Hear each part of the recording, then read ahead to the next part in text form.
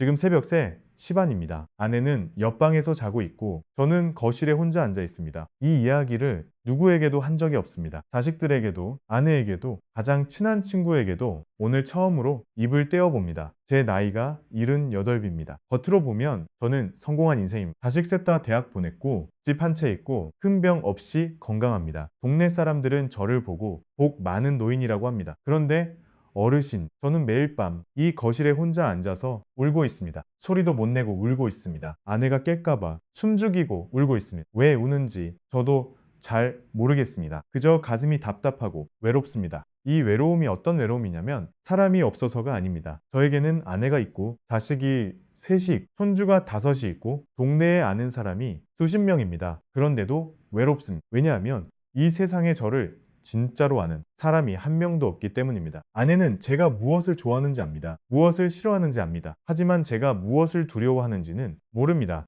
자식들은 제가 어떻게 늙어왔는지 압니다. 하지만 제가 지금 이 순간 무엇을 생각하는지는 모릅니다. 친구들은 제 옛날을 압니다. 하지만 제 지금을 모릅니다. 그러니까 저는 사람들 속에 살면서도 아무에게도 알려지지 않은 혼자입니다. 어르신 혹시 이 마음 아십니까? 가족과 한 식탁에 앉아서 밥을 먹는데도 혼자 있는 것 같은 그 느낌. 손주가 무릎에 앉아 있는데도 가슴 한구석이 텅 빈 그 느낌. 오랜 친구와 마주 앉아 술을 마시는데도 정작 진짜 이야기는 못하고 헤어지는 그 허전함. 아신다면 어르신, 이 영상을 끝까지 봐주십시오. 오늘 저는 78 평생의 처음으로 제 진짜 마음을 꺼내려고 합니다. 그리고 지난 3년 동안 제가 깨달은 6가지 이야기를 들려드리겠습니다. 이 6가지는 책에서 배운 게 아닙니다. 유명한 사람한테 들은 것도 아닙니다. 제가 직접 무너지고 직접 다시 일어서면서 온몸으로 배운 것입니다. 어르신께서 지금 외로우시다면, 어르신께서 지금 사는 게 무료하시다면, 어르신께서 가족과 함께 있는데도 혼자라고 느끼신다면 이 이야기가 어쩌면 어르신께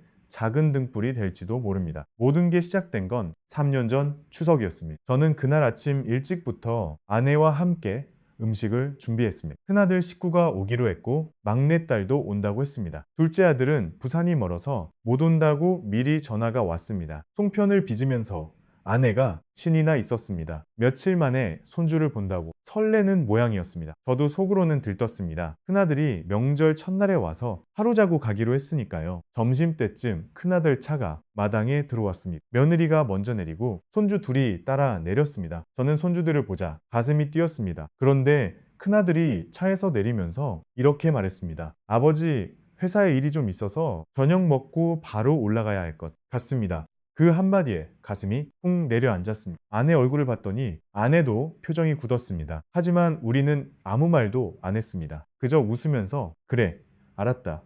회사가 우선이지 그렇게 말했습니다. 2시간이 빠르게 흘렀습니다. 저녁을 먹는 둥만 둥하고 큰아들 가족은 짐을 챙겼습니다. 대문 앞에서 차에 올라타는 손주의 손을 한 번 더 잡으려는데 며느리가 빨리 가야 한다고 재촉했습니다. 차가 골목을 빠져나가는 것을 아내와 함께 끝까지 지켜봤습니다. 차가 안 보이게 되고 저는 아내에게 들어가자고 말하려고 돌아봤습니다. 그런데 아내가 그 자리에 서서 울고 있었습니다. 소리도 못 내고 어깨만 들썩이며 울고 있었습니다. 저는 그 순간 깨달았습니다. 우리가 자식들에게 더 이상 필요한 사람이 아니라는 것을. 그날 밤 아내가 잠든 뒤 저는 거실에 혼자 나와 앉았습니다. 그리고 처음으로 울었습니다. 75 평생을 한 번도 운 적 없는 제가 1시간을 흐느꼈습니다. 그날 이후로 저는 매일 새벽 거실에 나와 앉습니다. 잠이 안 와서가 아닙니다. 아내가 깨어있을 때는 이런 마음을 보일 수가 없어서 혼자 있을 시간이 필요해서입니다. 아내도 힘들 텐데 저까지 무너지면 안 된다고 생각했습니다. 그러니까 50년을 함께 산 아내에게도 저는 이 마음을 못 보이고 살았습니다. 어르신,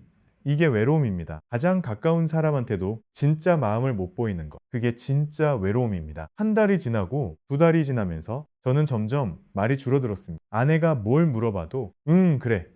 알았어. 그렇게만 대답했습니다. 밥을 먹어도 맛이 없고 텔레비전을 봐도 재미가 없고 사람을 만나도 빨리 헤어지고 싶었습니다. 그러던 어느 날 저녁 아내가 밥상에서 저를 가만히 보더니 이렇게 말했습니다. 여보, 요즘 무슨 일 있어요? 저는 가슴이 철렁했습니다. 들킨 것입니다. 50년을 같이 산 사람한테 들키지 않을 리가 없었습니다. 저는 웃으면서 손을 저었습니다. 아니야, 별일 없어. 나이 들어서 그런가 좀 피곤할 뿐이야. 아내는 한참 동안 저를 보다가 조용히 고개를 끄덕였습니다. 그날 밤 자려고 누웠는데 아내가 등을 돌리고 누워서 혼자 한숨을 쉬는 소리가 들렸습니다. 그제야 깨달았습니다. 아내도 외로웠던 것입니다. 저처럼 혼자서 견디고 있었던 것입니다. 한 집에서, 한 침대에서 50년을 같이 살았는데 서로의 외로움을 모르고 혼자서 견디고 있었던 것입니다. 어르신, 이게 가장 슬픈 일입니다. 저는 그날 밤 잠든 아내의 등을 가만히 봤습니다. 젊을 때는 그렇게 예뻤던 등이 이제는 굽고 작아졌습니다. 이 사람이 나 때문에 얼마나 많이 참아왔을까, 얼마나 많이 외로웠을까 생각하니 또 눈물이 났습니다. 그렇게 2달이 지난 어느 날 오랜만에 옛 친구한테서 전화가 왔습니다. 영배 형님이라고 젊을 때 같은 골목에서 장사하던 분입니다. 20년 전에 자식 따라 강릉으로 이사 가시면서 연락이 끊겼던 분입니다. 전화를 받자마자 저는 한참 동안 말을 못했습니다. 목이 메었기 때문입니다. 영배 형님도 마찬가지였습니다. 서로 떨리는 목소리로 형님 살아계셨군요 하고 그렇게만 말했습니다. 형님이 다음 주에 강릉에 한번 오라고 하셨습니다. 점심 한 끼 같이 먹자고 그러셨습니다. 저는 며칠을 망설였습니다. 강릉까지 가는 것도 부담이고 아내한테 뭐라고 말할지도 모르겠고 20년 만에 만나서 무슨 이야기를 할지도 막막했습니다. 그런데 마음 한구석에서 이렇게 속삭이는 소리가 들렸습니다. 가야 한다. 이대로 있으면 너는 죽는다. 그 소리에 화들짝 놀라서 다음날 아침 아내에게 다녀오겠다고 말했습니다. 아내는 의외로 좋은 생각이라고 했습니다. 사실은 아내도 알고 있었던 겁니다. 제가 무너지고 있다는 것을 그저 어떻게 도와줘야 할지 몰랐던 것입니다. 강릉 가는 버스 안에서 저는 창밖을 보며 생각이 많았습니다. 20년이라는 세월이 영배 형님을 어떻게 바꿔놓았을까? 강릉 터미널에 내리니 저쪽에서 한 노인이 지팡이를 짚고 서 계셨습니다. 머리는 백발이었고 허리는 굽었지만 그 미소는 20년 전 그대로였습니다. 저는 그분에게 달려가서 끌어안았습니다. 두 노인네가 터미널 한복판에서 끌어안고 한참을 서 있었습니다. 사람들이 쳐다봤지만 저는 부끄럽지 않았습니다. 20년 만에 만난 친구의 어깨를 잡고 있는데 무엇이 부끄럽겠습니까? 형님은 저를 근처 한식당으로 데려가셨습니다. 조용한 방에 마주 앉아 따뜻한 갈비탕을 시켰습니다. 그릇이 나오기 전에 형님이 저를 가만히 보시더니 이렇게 말씀하셨습니다. 정동생, 무슨 일 있나? 얼굴이 많이 어두워. 그 한마디에 이상하게도 눈물이 났습니다. 참을 수가 없었습니다. 78 늙은 사내가 50평생 처음 만난 사람도 아닌데 20년 만에 만난 친구 앞에서 어린아이처럼 울었습니다. 형님은 아무 말도 안 하시고 제가 진정될 때까지 기다려주셨습니다. 울음이 먹고 나서 저는 그동안의 이야기를 다 털어놓았습니다. 추석에 큰아들이 2시간 만에 가버린 일, 아내가 부엌에서 울던 일, 매일 새벽 거실에서 혼자 우는 일, 사람들 속에 있어도 외로운 일, 가장 가까운 아내한테도 진짜 마음을 못 보이는 일, 하나도 빼지 않고 다 말했습니다. 신기한 게요, 어르신. 이렇게 누군가에게 말하니까 가슴이 한결 가벼워졌습니다. 이게 사람의 힘인가 봅니다. 이야기가 끝나자 형님은 한참을 침묵하시다가 조용히 말씀하셨습니다. 정동생, 나도 그랬어. 일은 넘어서 아내가 쓰러졌을 때 나도 그렇게 무너졌었어. 그런데 그 무너짐이 있었기에 나는 6가지를 배웠지. 이 6가지를 알고 나니 지금은 매일 아침이 감사해. 정동생도 들어보겠나. 저는 천천히 고개를 끄덕였습니다. 형님이 갈비탕을 한술 뜨시고 첫 번째 이야기를 들려주셨습니다. 정동생, 첫 번째는 이거야. 우리가 외로운 진짜 이유는 사람이 없어서가 아니야. 나 자신을 잃어버렸기 때문이야. 그 말씀이 너무나 깊이 가슴에 박혔습니다. 형님이 말씀을 이어가셨습니다. 우리가 한평생 자식 키우느라, 돈 버느라, 체면 지키느라 정작 나 자신이 누구인지 잊어버리고 살았어. 그러니까 나이 들어서 역할이 다 끝나니까 공허해지는 거야. 자식 키우는 아버지도 끝났고 돈 버는 가장도 끝났고 사회의 일원도 끝났어. 그런데 나 자신이 누구인지는 모르니까 나라는 사람이 사라진 거지. 저는 그 말씀을 듣는 순간 가슴이 뻥 뚫리는 것 같았습니다. 맞습니다. 저는 평생을 정대수라는 사람으로 산 게 아니라 어느 집의 아버지로, 어느 가게의 사장으로, 어느 동네 어르신으로 살아왔습니다. 정작 정대수라는 사람은 없었던 것입니다. 형님이 말씀하셨습니다. 이제부터 정동생 자신을 다시 찾아야 해. 방법은 의외로 간단해. 매일 10분만 전에 자신과 이야기를 해보게. 공책에 써도 좋고 혼잣말로 해도 좋아. 오늘 내가 무엇을 느꼈는지, 무엇이 기뻤는지, 무엇이 슬펐는지 그것만 매일 10분씩 나하고 이야기하면 신기하게도 내가 보이기 시작해. 나를 찾고 나면 외로움이 사라져. 왜냐면 나하고 친구가 되었으니까. 저는 그날 집으로 돌아와서 오래된 공책 한 권을 꺼냈습니다. 첫 페이지에 이렇게 썼습니다. 오늘 나는 외로웠. 큰아들이 추석에 2시간 만에 간 게 아직도 가슴이 아프다. 그렇게 한 줄 쓰고 나니 이상하게 눈물이 났습니다. 누구한테도 못한 말을 공책에 쓰니까 그게 위로가 되었습니다. 그날 이후 매일 밤 저는 거실에 나와서 울지 않고 공책을 펴니다. 오늘 무엇을 느꼈는지 한 줄 한 줄 적어갑니다. 한 달이 지나니까 공책이 절반쯤 찼고 이상한 일이 일어났습니다. 저 자신이 보이기 시작했습니다. 정대수라는 사람이 무엇을 좋아하고 무엇을 싫어하는지 조금씩 알아가게 됐습니다. 첫 번째 깨달음은 이것입니다. 외로움의 진짜 원인은 나 자신을 잃어버린 것이라는 것. 이제 두 번째 깨달음을 말씀드리겠습니다. 형님이 두 번째로 들려주신 이야기는 사람에 관한 것이었습니다. 정동생, 우리가 한평생을 어떤 사람을 만났나? 좋아서 만난 게 아니라 필요해서 만난 사람이 대부분이지. 거래처 사람, 같은 동네 사람, 자식 친구의 부모, 그런 사람들 말이야. 나이 들어 다 끝나고 보니 정작 마음을 나눌 사람이 한 명도 없더라고. 저는 또 한 번 가슴이 철렁했습니다. 저도 마찬가지였습니다. 명함은 두꺼웠지만 새벽 3시에 전화를 걸 수 있는 사람은 한 명도 없었습니다. 형님이 말씀하셨습니다. 이제부터는 골라서 만나게. 숫자가 중요한 게 아니야. 단 두세 명이라도 진짜 마음을 나눌 사람, 그런 사람만 만나게. 그리고 무엇보다 가장 가까이 있는 사람, 즉 배우자한테 진짜 마음을 보이게. 50년을 같이 살았으면 뭐하나? 서로 진짜 마음을 모르고 살았으면 모르는 사람과 다를 게 없지. 그 말씀이 또 가슴에 박혔습니다. 집으로 돌아온 날 저녁, 저는 큰 결심을 했습니다. 아내에게 진짜 마음을 보이기로 한 것입니다. 저녁을 다 먹, 설거지를 마친 아내와 거실에 마주 앉았습니다. 그리고 떨리는 목소리로 이렇게 말했습니다. 여보, 할 이야기가 있어. 아내가 놀란 얼굴로 저를 봤습니다. 저는 그날 밤 50년 만에 처음으로 아내에게 진짜 마음을 다 보였습니다. 추석에 큰아들이 가고 나서 당신이 우는 것을 본 일, 그때 가슴이 무너진 일, 매일 새벽 거실에서 혼자 운 일, 당신이 깰까봐 소리 못 내고 운 일, 당신이 알면 더 힘들까봐 말 못한 일, 하나도 빼지 않고 다 말했습니다. 아내는 한참 동안 말이 없었습니다. 그러더니 갑자기 저를 끌어안고 울기 시작했습니다. 어깨를 들썩이며 울었습니다. 그러더니 이렇게 말했습니다. 여보, 나도 그랬어. 나도 매일 새벽에 깨서 당신 옆에서 울었어. 그런데 당신이 더 힘들까봐 말 못했어. 50년 같이 살았는데 서로 한밤중에 따로 울고 있었어요. 그 말을 듣는 순간 저는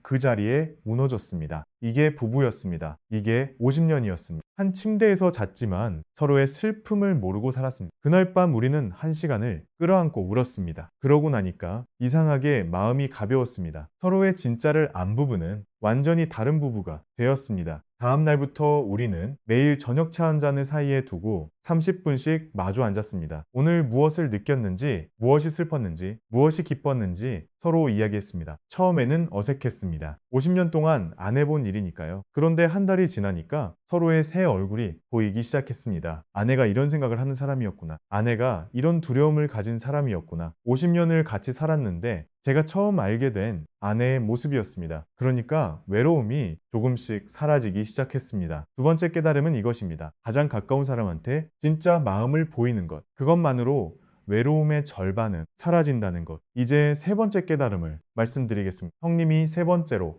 들려주신 이야기는 자식에 관한 것이었습니다. 정동생, 자식한테 기대하지 마. 이게 가장 어려운 일이지만 가장 중요한 일이야. 저는 그 말씀에 가슴이 또 헐렁했습니다. 사실 저는 자식들한테 많이 서운한 게 있었습니다. 명절에 안 오는 것, 전화 잘 안 하는 것, 와도 2시간 만에 가버리는 것, 다 마음에 쌓여 있었습니다. 형님이 말씀하셨습니다. 자식들도 그들 인생이 있어. 우리가 그들을 위해 한평생을 바쳤지만 이제 그들도 자기 가족을 챙겨야 하고 자기 일을 챙겨야 해. 그것을 받아들이지 못하면 우리만 비참해져. 저는 한참을 생각했습니다. 사실 저도 부모가 살아계실 때 그렇게 자주 못 찾아뵈었습니다. 그때는 일이 바빠서, 아이들이 어려서, 사정이 어려워서 그렇게 살았습니다. 이제 내가 그 자리에 있는데 자식들에게 같은 일을 바라는 것은 공평하지 않다는 것을 깨달았습니다. 형님이 또 말씀하셨습니다. 자식한테 기대 안 한다고. 사랑 안 한다는 게 아니야. 사랑은 더 깊이 하되 기대는 내려놓는 거지. 오면 반갑게 받, 안 오면 잘 사는구나 하고, 전화 오면 기쁘게 받, 안 오면 바쁘구나 하고, 이렇게 살아야 우리가 평온해. 저는 그날 이후 자식들에게 기대를 내려놓았습니다. 그러니까 오히려 자식들이 더 자주 전화를 주는 일이 생겼습니다. 이상한 일입니다. 기대를 내려놓으니까 관계가 더 좋아진 것입니다. 세 번째 깨달음은 이것입니다. 자식한테 기대하지 마라. 사랑하되 기대는 내려놓아라. 그러면 자식과의 관계가 오히려 좋아진다. 이제 네 번째 깨달음을 말씀드리겠습니다. 점심을 다 먹고 형님과 저는 강릉 바닷가를 걸었습니다. 파도 소리를 들으며 형님이 말씀하셨습니다. 정동생, 네 번째는 과거에 관한 거야. 우리 나이가 되면 밤마다 옛날 일이 떠오르지. 후회되는 일, 서운한 일, 부끄러운 일이 끝없이 떠올라. 그게 우리를 가장 괴롭히는 적이야. 저는 또 한 번 가슴이 시렸습니다. 저야말로 밤마다 옛날 일에 시달리던 사람이었습니다. 형님이 말씀하셨습니다. 한 가지 방법이 있어. 밤에 옛날 일이 떠오르면 이렇게 마음속으로 말해보게. 그때 나는 내가 알던 최선을 다했다. 지금 더 좋아 보이는 건 내가 그만큼 자랐기 때문이다. 그러니 지난날의 나를 용서한다. 이 세 마디를 마음속으로 천천히 말해보게. 신기하게도 마음이 가라앉아. 저는 그날 밤부터 잠자리에 누우면 이 세 마디를 천천히 마음속으로 되뇌었습니다. 처음에는 잘 안 됐습니다. 옛날 일은 자꾸 떠오르고 가슴은 답답하고 눈물도 났습니다. 그런데 한 달쯤 지나니까 신기한 일이 생겼습니다. 옛날 일이 떠올라도 예전처럼 괴롭지 않았습니다. 그저 그런 일이 있었지 하고 흘려보낼 수 있게 됐습니다. 잠도 잘 오게 됐습니다. 네 번째 깨달음은 이것입니다. 지난날의 나를 용서하는 것. 그러면 밤에 잠을 잘 수 있게 된다. 이제 다섯 번째 깨달음을 말씀드리겠습니다. 바닷가를 걷다가 저희는 어느 바위에 걸터 앉았습니다. 멀리 수평선 너머로 해가 지고 있었습니다. 형님이 다섯 번째 이야기를 들려주셨습니다. 정동생, 우리가 살아갈 의미를 어디서 찾아야 하나? 이게 우리 나이에 가장 큰 질문이지. 일도 다 끝났고 자식도 다 컸고 이제 우리는 무엇을 위해 살아야 하나? 저는 가슴이 답답했습니다. 그게 바로 제가 묻고 싶은 질문이었기 때문입니다. 형님이 미소를 지으셨습니다. 답은 의외로 간단해. 누군가에게 도움이 되는 거야. 거창한 게 아니야. 옆집 할머니께 김치 한 그릇 나눠드리는 일, 경비원께 따뜻한 음료 사드리는 일, 손주에게 예시하기 들려주는 일, 이런 작은 나눔이 우리를 살게 해. 왜냐하면 나누는 순간 나는 다시 필요한 사람이 되니까. 그제야 깨달았습니다. 저는 추석에 자식들이 2시간 만에 갔을 때 이렇게 생각했었습니다. 나는 더 이상 필요한 사람이 아니라고. 그게 가장 큰 상처였습니다. 하지만 형님 말씀이 맞았습니다. 자식한테 필요한 사람은 못 되어도 이웃에게, 경비원에게, 손주에게, 지나가는 사람에게 필요한 사람은 될 수 있습니다. 저는 집으로 돌아온 뒤 작은 나눔을 실천하기 시작했습니다. 거창한 게 아닙니다. 매일 아침 산책길에 경비원께 안녕하세요 인사하기, 일주일에 한 번 옆집 할머니께 반찬 한 그릇 나누기, 손주가 오면 예시하기, 하나씩 들려주기, 이런 것들입니다. 그런데 신기하게도 이렇게 작은 나눔을 한 날은 밤에 잠자리에 누웠을 때 가슴이 따뜻해졌습니다. 누군가에게 도움이 되었다는 그 한 가지가 저를 다시 살게 해줬습니다. 다섯 번째 깨달음은 이것입니다. 삶의 의미는 거창한 데 있지 않다. 누군가에게 작은 도움이 되는 것, 그것이 우리를 살게 한다. 이제 마지막 여섯 번째 깨달음을 말씀드리겠습니다. 이 부분은 조금 무거운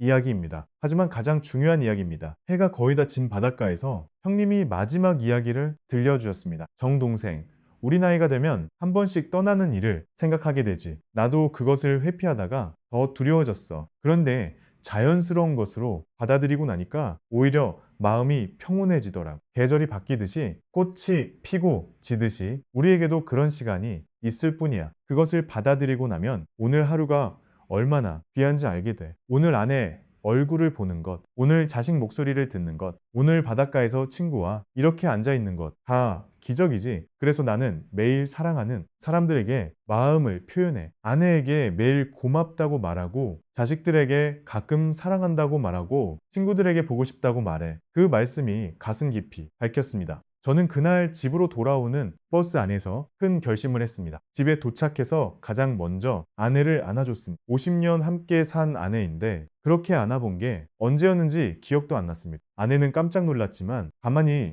제 가슴에 얼굴을 묻었습니다. 저는 떨리는 목소리로 이렇게 말했습니다. 여보, 그동안 고마웠어. 앞으로도 잘 부탁해. 아내는 또 울었습니다. 저도 울었습니다. 그날 밤 큰아들과 둘째 아들, 막내딸에게 각각 전화를 걸어 사랑한다고 말했습니다. 다들 깜짝 놀랐습니다. 큰아들은 아버지 어디 편찮으시냐고 걱정했습니다. 저는 웃으면서 말했습니다. 아니다. 아주 잘 지낸다. 그저 너희가 보고 싶어서 전화한 거다. 막내딸은 전화를 받자마자 아빠 저도 사랑해요 하더니 조용히 흐느꼈습니다. 여섯 번째 깨달음은 이것입니다. 떠나는 일을 받아들이면 오늘이 귀해진다. 오늘을 귀하게 여기면 사랑하는 사람들에게 마음을 표현하게 된다. 어르신, 이렇게 6가지 이야기를 다 드렸습니다. 이 6가지를 알고 난 뒤 제 인생은 완전히 달라졌습니다. 지금도 78 노인이 혼자 거실에 새벽 3시 반에 앉아 있는 건 똑같습니다. 하지만 더 이상 울지 않습니다. 공책에 오늘 느낀 것을 적고 아내가 깨면 함께 차 한 잔을 마실 것을 기다리고 아침 산책길에 만날 경비원의 얼굴을 떠올립니다. 같은 거실,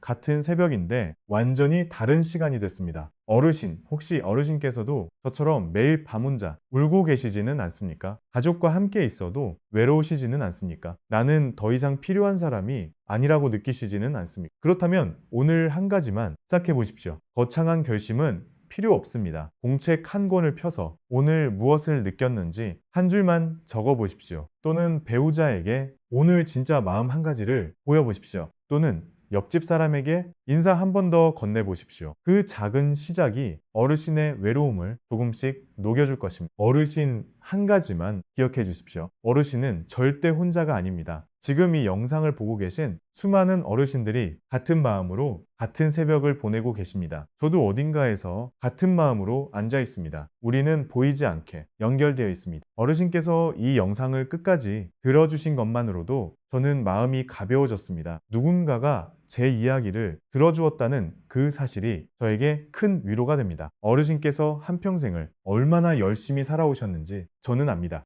자식 키우시고 가정 지키시고 사회의 한 사람으로 묵묵히 자리를 지키셨습니다. 그 모든 시간이 헛되지 않았습니다. 어르신께서 살아오신 그 시간이 오늘의 이 세상을 만든 것입니다. 이제 남은 시간은 어르신 자신을 위해서 사용하셔도 됩니다. 어르신은 충분히 누리실 자격이 있습니다. 어르신, 오늘 하루도 평안하시기를 바랍니다. 그리고 내일도 모레도 남은 모든 날들이 따뜻하시기를 진심으로 바랍니다. 이 영상이 어르신께 작은 위로가 되었기를 바라며 인사드립니다. 부디 건강하시고 평안하십시오.